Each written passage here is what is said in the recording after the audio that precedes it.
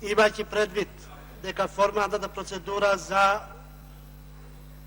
обработка на сите амандмани кои се на број 35.569 не се довршени и имајќи предвид деловичката обврска иста да се преведува, формални услови за отварање претрес по иста точка не се исполнети. Целодневното натегање на опозицијата и собранискиот спикер заврши со прескокнување на точката за законот за употреба на јазиците.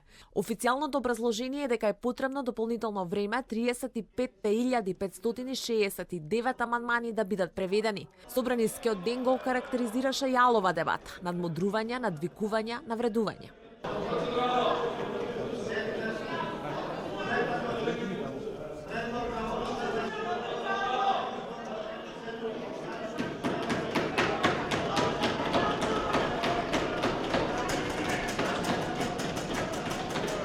Опозицијата обвинуваше, мнозинството ја силува демократијата за да ја зачува владата.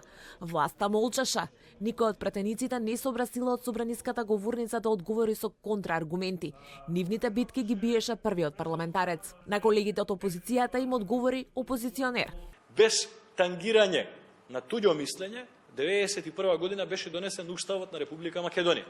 Тогаш не беше во предвид земено мишлењето на мнозинството албанци кои што живеат во Република Македонија, исто онака како што сега не се зима во предвид мислењето на мнозинството македонци кои што живеат во Македонија. За жал, тој устав од 1991 година долги години продуцираше и креираше кризи.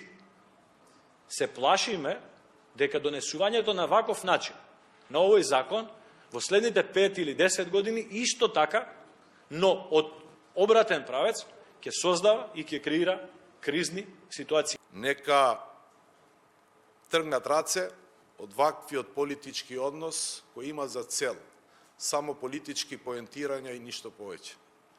Иначе многу сум запознат за времето кога се водеа преговори, кога Дуи водеше преговори со ВМРО-ДПМН, дека ист закон и тогаш беше спремено. Речи си е известно дека амандманите ќе се групираат, а не се исклучува дел од нив да бидат квалификувани како неуредни. Дури 33.000 се за делот со кои се предвидени казни. Ова не е прв пат да се блокира собранието со илјадници амандмани.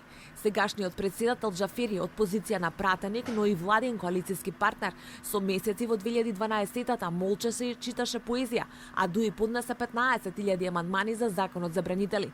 Како колатерална штета денеска, но и за мир во куќа на дневниот ред не се најдоа изборот на подпредседатели, иако за Ременски, Мисовски, Мемеди беа подготвени свечени заклетви за подпис.